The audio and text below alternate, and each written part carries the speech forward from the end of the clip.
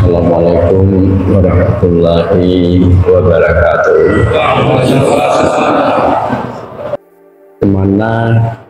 Bagaimana kita maklumi bahwa saya telah 22 tahun lebih berulang-ulang ke Banda Aceh pada setiap bulan.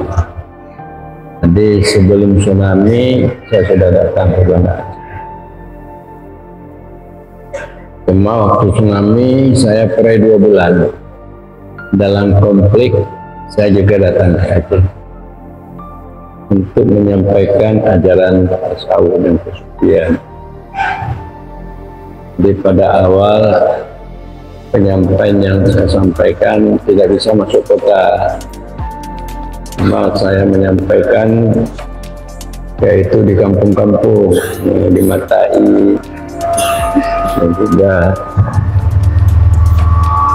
di di Miri. Jadi kadang-kadang penyampaian untuk tasawuf ini sekali-kali ada juga masuk kota, tapi berpindah-pindah karena pada masa itu banyak yang menentang ajaran ini. Cuma beberapa tahun setelah itu baru tasawuf ini bisa masuk ke Banda Aceh, diadakan di Ule Karim di Masjid Tua dan juga di Masjid di Kedah dan di tempat-tempat yang sifatnya kota. Para jemaah sekalian, sekalipun banyak tantangan, tapi saya juga bersungguh-sungguh dalam penyampaian ilmu ini. Saya melalang buana untuk menyampaikan ajaran ini sampai ke Malaysia, sampai ke Sulawesi, Manado, Gorontalo, dan juga ke Jawa, di mana yaitu diadakan mudzakarah seminar tingkat ASEAN, yaitu di Melabuh, kemudian juga di Bangkidi yang dipimpin oleh Bapak Jupri, Ketua Latif Seribe. Juga diadakan di Cibinong, di Bogor, diadakan di Batam, di Gorontalo, dan juga diadakan di Kuala Lumpur, di Malaysia. Dan juga kita mengadakan acara yang sifatnya internasional di Malaysia. Sungguh pun demikian yang kita lakukan, tetapi kebanyakan ulama-ulama Aceh masih menuding-nuding, artinya masih menyebut-nyebut ajaran tasawuf ini sesat. Bayangkan, padahal sudah beberapa kali kita mengadakan seminar mudzakarah ulama-ulama dunia datang, seperti ulama-ulama di Iran, ulama Turki, ulama-ulama di Indonesia, tapi ulama Aceh masih menganggap bahwa ajaran yang dibawa Muhammad kali ini sesat. Begitu kesombongan daripada ulama-ulama kita yang ada di Aceh. Jadi saya heran, padahal ulama-ulama itu ilmunya sedikit tapi sudah sombong. Nah, ini yang lucu. Ini kita mengadakan lagi seminar mudzakarah di Singkil. Kita mengundang Bupati Gorontalo, kita mengundang Gubernur Ternate, dan beberapa profesor dokter di Jawa untuk membahas ajaran tasawuf kesucian ini. Tapi ulama-ulama di Aceh, hingga se Aceh, hingga Islam, bahwa masih juga menentang dan menjelek-jelekkan ajaran ini. Jadi saya merah, kenapa? Padahal Bapak Nova telah mengatakan dulu, Gubernur, diadakan rapat di Kajati supaya MPDT dapat berdialog baik dengan MPU atau dengan organisasi lain atas akidah. Tapi mereka diundang, mereka tidak mau datang, mereka menjelek-jelekan ini. Penyebabnya apa? Penyebabnya bahwa ulama-ulama Aceh ini kurang memahami ihsan. Dalam rukun agama kita ada istilahnya iman, Islam, dan ihsan. Jadi kalau iman itu akidah. Jadi kita orang berakidah Ahlus Sunnah wal Jamaah. Kalau Islam itu artinya kita patuh, melakukan perintah dan menjauhi larangan, baik dalam segi ibadah dan muamalah. Jadi untuk berakidah Ahlus Sunnah dan untuk mengetahui hukum syara, itu ulama-ulama kita Aceh disebutkan ya, disebutkan dengan membaca kitab fikih sampai mahali sampai tufah. Begitu juga mengenai dengan iman akidah, dia belajar sampai kepada dusuki penyebarannya. Tapi mengenai tasawuf, ihsan, tasawuf kesufian, jadi mereka kurang untuk mendalami mengenai ihsan tasawuf kesufian. Tasawuf kesufian ini adalah terdiri dari pengamalan syariat, tarekat, hakikat, makrifat. Jadi untuk memahami syariat, tarekat, hakikat, makrifat ini ulama-ulama kita kurang untuk memahami dan mendalami. Jadi syariat itu maksudnya kita melakukan apa yang diperintahkan oleh Allah, ilmu dan amal. Tarekat itu apa? Maksudnya hudur hati kita di hadapan Allah. Maka kita masuk tarekat untuk supaya kita berkemauan hudur hati kita di hadapan. Jangan hanya hudur di hadapan duit, hudur di hadapan istri, hudur di hadapan kedudukan dan harta, hudur di hadapan Allah. Kemudian hakikat itu apa? Cahaya Allah itu masuk ke dalam batin kita. Cahaya sifat, baik sifat jalal dan jamalnya, dengan pengertian hakikat ketuhanan yang datang melimpah ke dalam hati kita, penyebab kita cinta dan rindu kepada Allah.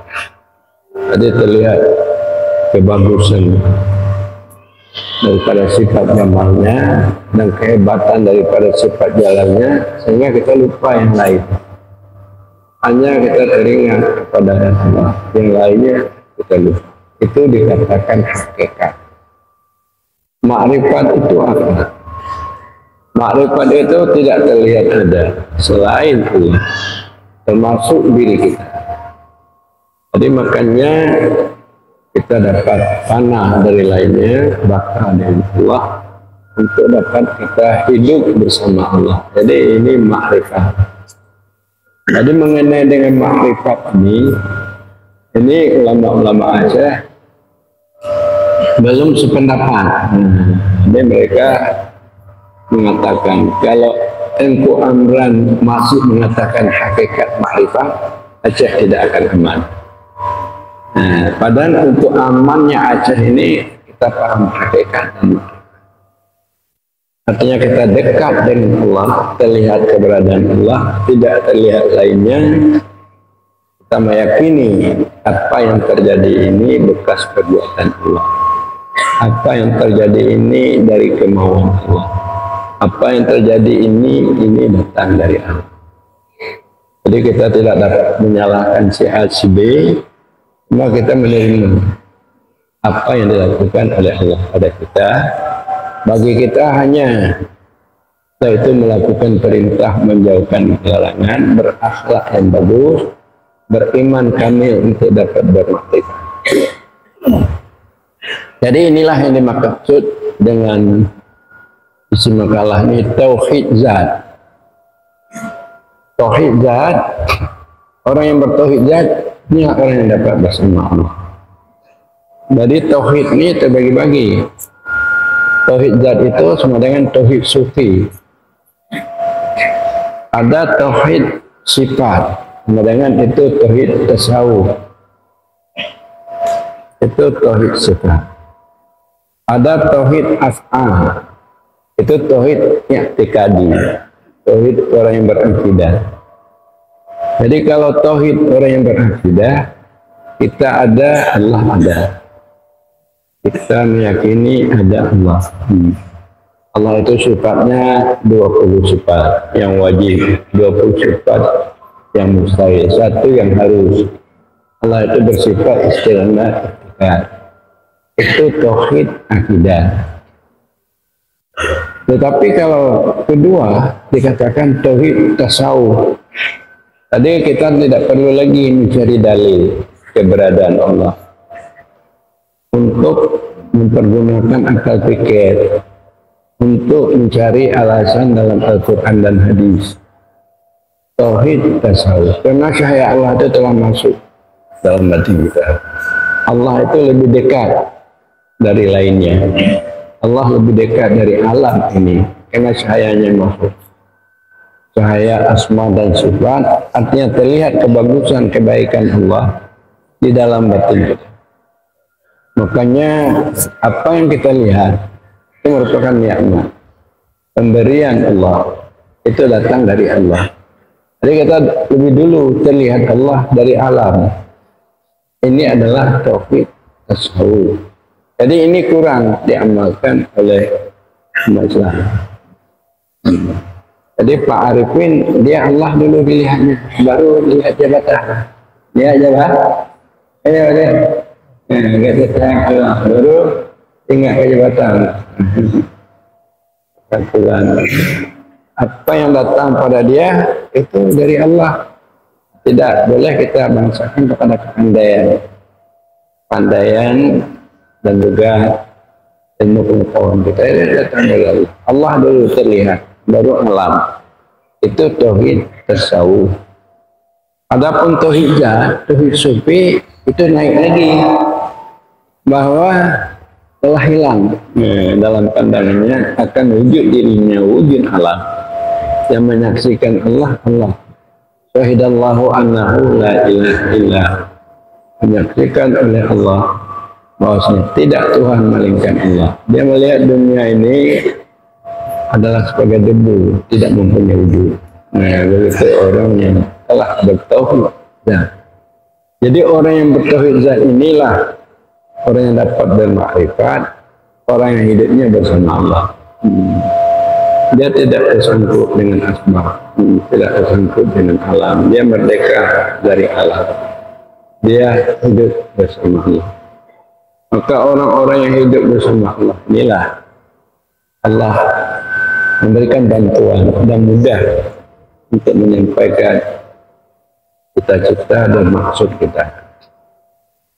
Nah, jadi nantinya Pak Arifin, saya mau jadi lagi insyaallah untuk mendapat DPR ya Bu. Gimana caranya? Oh, caranya jangan cari DPR itu dengan diri. Cari DPR itu dengan Allah. Kalau cari DPR dengan diri itu sibuk sekali kita. Payah Pak. Tapi kalau kita cari DPR dengan Allah, maka itu dimudahkan ya. Maknanya apa?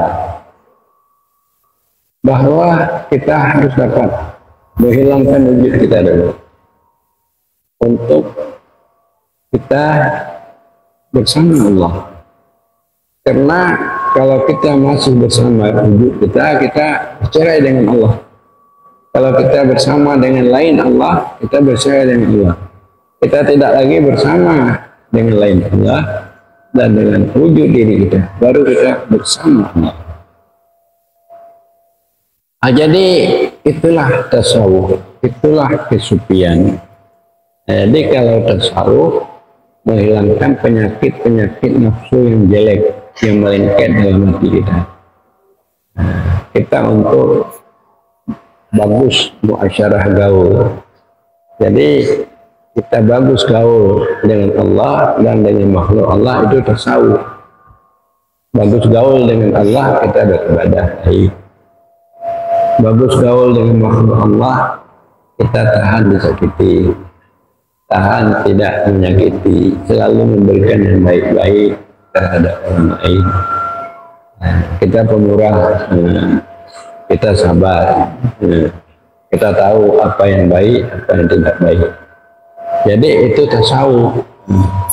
Tadi tidak ada kesombongan, tidak ada kedengkian, tidak ada bersungkai, tidak ada mementingkan diri sendiri. Dia bersifat ihsan, mengutamakan kepentingan orang lain daripada kepentingan dirinya. Dia itu tasawuf, dia sabar, dia tawadhu, dia dapat melihat hak-hak orang, kelebihan orang, melupakan kelebihannya dan hak-haknya. Ada hak orang padanya, tidak ada haknya pada orang. Hak orang ada padanya, hak dia tidak ada pada orang. Itu tasawuf. Artinya bersifat futuwah, istilah futuwah. Adapun sufi itu beda. Kalau sufi dia tidak berpisah-pisah dengan Allah, bersih daripada berpisah. Dia selalu berkumpul dengan Allah. Itu sufi. Maknanya ingatannya senantiasa, tidak lupa-lupa kepada Allah. Dia tidak perlu teringat lain, karena yang lain itu datang dari Allah. Hanya kalau dia selalu teringat Allah, yang lain itu diurus oleh Allah. Baik istrinya, anaknya, keluarganya. Jadi dia bersih daripada berpisah dengan Allah. Itu sufi. Maka ajaran yang seperti ini itu sudah lama ditinggalkan oleh orang Aceh. Tasawuf dan kesufian. Ada juga kami yang bertawajuh, bertarikat. Apa itu tasawuf? Betul, itu tasawuf. Tasawuf dalam segi amal tarekat. Tetapi tarekatnya itu tidak menumbuhkan hakikat dan makrifat. Jadi kalau tarekatnya itu bisa menumbuhkan, yaitu hakikat dan makrifat, dengan kemudian dia berzikir, hudur Allah, dalam hatinya hilang lainnya, karena masuk cahayanya Allah, itu hakikat. Jadi kalau Anda berzikir, sama tawajuh, kita berzikir, karena zikir itu supaya hudur hati, mendapatkan mazkur di dalam hati. Setelah itu hilang lainnya di dalam hati kita, hanya Allah yang ada. Itu hakikat. Jadi hakikat kita hilang, makanya kita bermakrifat. Jadi para jamaah sekalian, banyak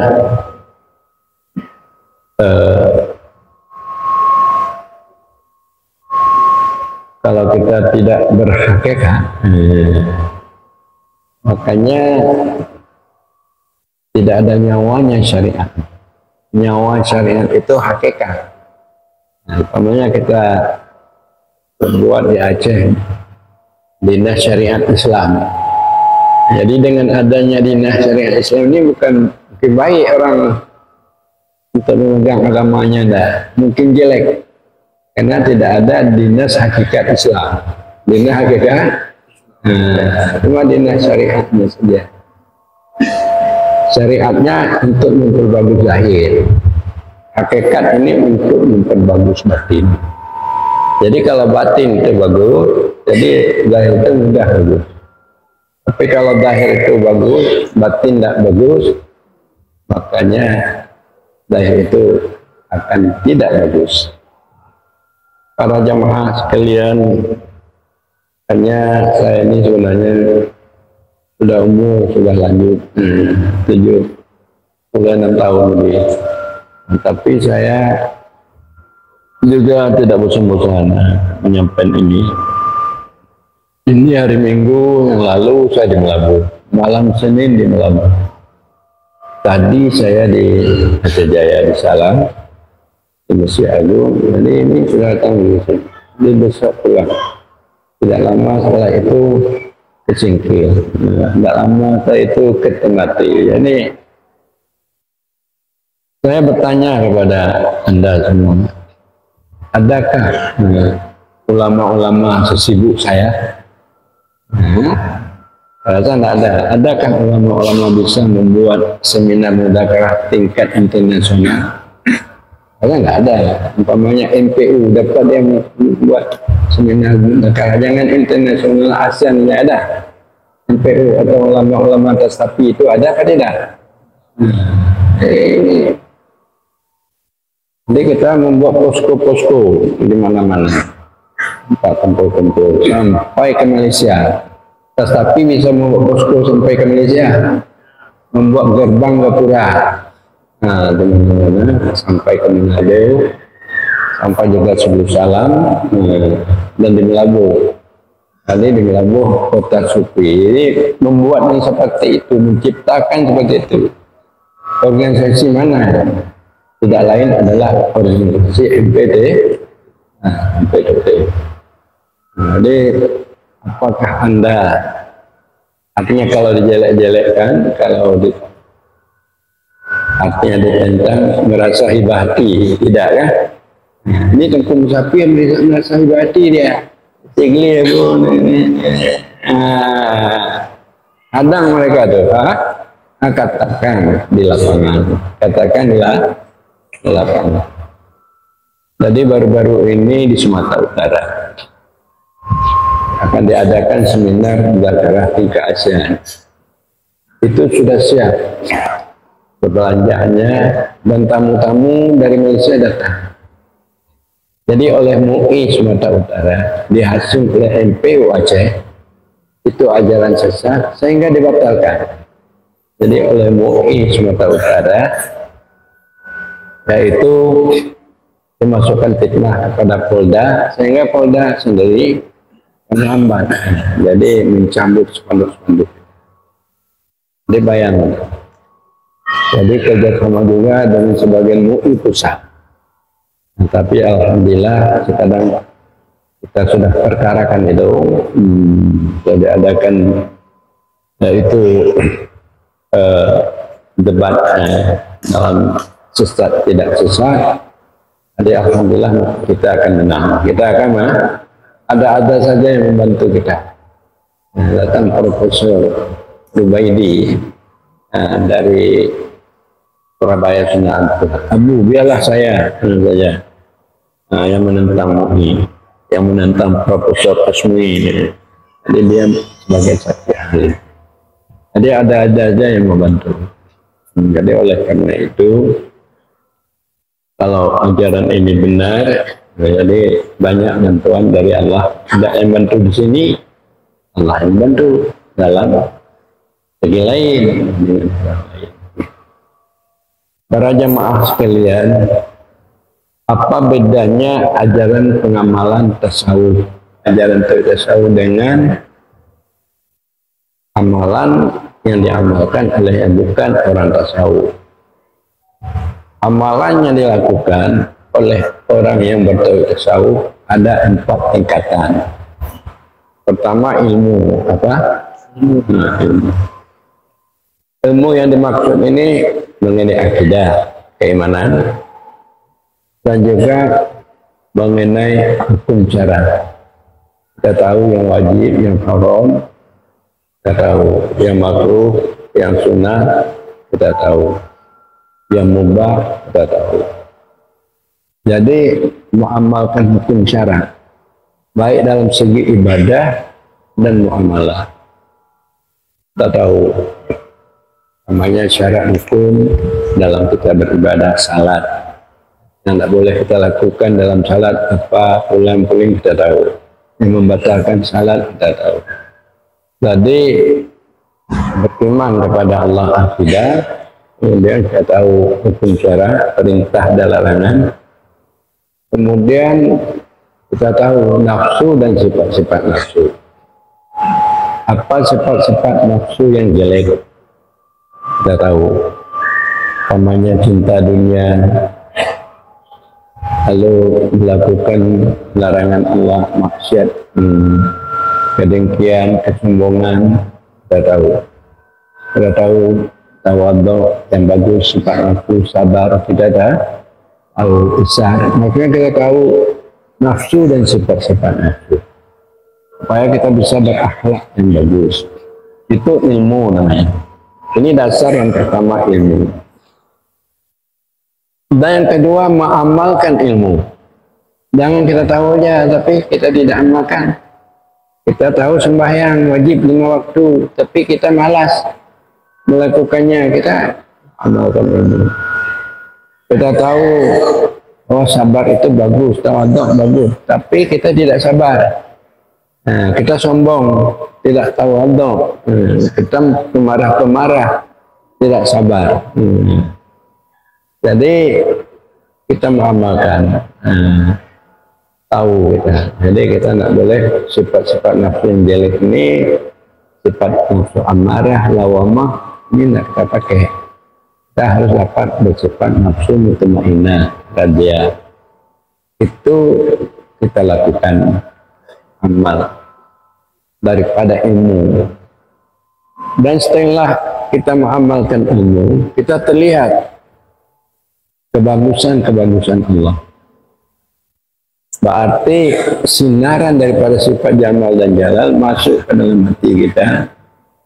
Kita merasa dekat dengan Allah, terlihat kebagusan Allah, kehebatan Allah. Hingga kita lupa dengan yang lain. Itu yang ketiga dikatakan hal. Nah, setelah ilmu, amal, hal. Setelah hal, sifat kebagusan kebaikan Allah terlihat. Sehingga kita lupa pada lainnya, kita saksikan itu sifat kebagusan kebaikan Allah, sehingga kita lupa pada lainnya, termasuk diri kita. Maka itu makrifat. Nah, jadi makrifat ini, inilah kita bisa bersama dengan Allah. Jadi 4 tingkatan di dalam pengamalan tauhid tasawuf. Pertama ilmu, kedua amal, ketiga hal, keempat syuhud. Nah, untuk kita bisa panang dalam wujud Allah, kita bisa kekal dengan Allah. Jadi kalau ini dapat kita amalkan sekaligus nih, sekaligus cara pengamalannya. Nanti kalau dapat sekaligus di dalam kita membaca Fatihah, dapat kita amalkan keempatnya. Dalam kita ruku', sujud, dapat kita amalkan. Nah, jadi kalau Anda bisa mengamalkan seperti itu, Anda sudah menjadi wali Allah. Wali Allah. Jadi inilah bedanya orang yang bertasawuf dengan tidak bertasawuf. Kalau orang tidak bertasawuf, dia hanya tahu ilmu amal. Dia tahu cara rukun sembahyang. Dia hanya teringat dia bagaimana ruku', bagaimana sujud. Dia tidak bersama Allah, tapi bersama sembahyang. Tapi kalau orang paham tasawuf, dia tidak bersama sembahyang. Dia dalam sembahyang bersama Allah. Dia dalam sembahyang bersama Allah. Jadi itulah makanya hadis Rasulullah mengatakan ju'ilat qurratul ain fi shalah. Dijadikan ketetapan hatiku, mata hatiku di dalam sembahyang. Jadi para nabi dia senang lazat dan sembahyang. Karena lazatnya itu dia selalu memandang wujud Allah, kebagusan Allah. Tapi kalau kita tidak lazat dalam sembahyang, senang menandakan ibadat kita tidak diterima Allah. Orang yang lazat dalam salat, dalam sembahyang, itu tanda ibadatnya diterima, diterima Allah. Jadi kalau kita tidak memandang wujud Allah, kebagusan Allah, kebaikan Allah, jadi berjinak-jinak dengan Allah, makanya berat kita melakukan perintah Allah. Sembahyangnya merasa berat. Jadi kalau ada umpama dalam hati kita sedikit mencintai Allah atau berjinak dengan Allah, itu penyebab kita berkumpul dengan Allah. Jadi pekerjaan dahir ini, ruku' sujud itu membawa kita berpisah dengan Allah. Jadi tapi kalau kita ada berjinak sedikit, hati kita tersangkut dengan Allah, senang kita dengan Allah, berarti kita berkumpul dengan Allah. Jadi makanya ulama tasawuf mengatakan sedikit yang ada pada hatinya berjinak dengan Allah lebih bagus daripada sebesar gunung dalam amalan zahir. Jadi amalan batin walaupun sedikit lebih bagus daripada amalan zahir walaupun sebesar gunung. Jadi inilah perlu mengapa Anda diajak untuk bergabung dengan tauhid tasawuf. Karena kalau Anda dapat mengamalkan salat orang yang zuhur yang tidak tersangkut hatinya dengan dunia, dia dengan Allah, terlihat keberadaan Allah, lebih bagus 2 rakaat salat orang yang zuhur dengan beribu-ribu rakaat orang yang tidak zuhur. Walaupun dia alim, tapi hatinya tersangkut dengan Allah, beribu-ribu rakaat. Dengan 2 rakaat orang yang zuhur tidak tersangkut hatinya kepada selain Allah. Jadi itu tasawuf. Kalau dalam ilmu fikih bahwa sembahyang berjamaah itu lebih bagus 27 derajat dibandingkan dengan tidak berjamaah, itu dalam fikih. Tetapi dalam tasawuf orang salat zuhur 2 rakaat lebih bagus daripada beribu-ribu rakaat orang yang tidak zuhur. Jadi dari itu maka untuk meneruskan ajaran tasawuf dan kesufian ini, inilah saya sedang melatih-latih ya, yang muda-muda, Abu Cukri Daud, Abu Faudan, Abu Fajri. Tapi saya lihat ini sudah hampir bisa, tapi untuk bisa secara keseluruhan belum, tapi sudah hampir, Jadi saya katakan tadi, di Melabuh itu lebih bercahaya hidupnya tasawuf di samping dengan Banda Aceh. Tadi semalam kami mengadakan acara tasawuf berzikir, kemudian penyampaian tasawuf di Warung Hasan, cabang Melabuh. Sebelumnya di Warung Kopi Arang. Di warung itu dibuatnya di jemaah ramai itu. Jadi muda-muda ramai. Sehingga muda-muda bersemangat ke tasawuf di Melabuh. Jadi saya katakan pada Abu Cukri Daud, tak usah lagi di masjid-masjid itu. Apa masjid-masjid nak ada bersemangat untuk tua dan ini cara dia mau mati aja. Tapi untuk berjuang tak ada. Untuk berjuang tak ada. Kita tuntut dengan Allah, jangan dengan diri kita pening kita. Maknanya tuntut dengan Allah, hilangkan diri itu. Bagaimana? Karena Allah adalah Al-Quran, wa'tasimu bihablillah, kamu berpegang dengan tali Allah, itu syariat. Wa'tasimu billah, setelah kita berpegang dengan syariat, dengan tata cara ada peraturan, kita berpegang dengan Allah, jangan lagi dengan peraturan. Berpegang dengan Allah, taraki daripada wujud waham, bersih daripada ragu-ragu. Artinya tidak kita melihat lagi wujud selain Allah, wujud diri kita. Wujud diri kita tidak boleh ragu-ragu. Dengan pengertian kita bertawakal. Kita bertawakal, insya Allah mendapatkan, dimudahkan oleh Allah.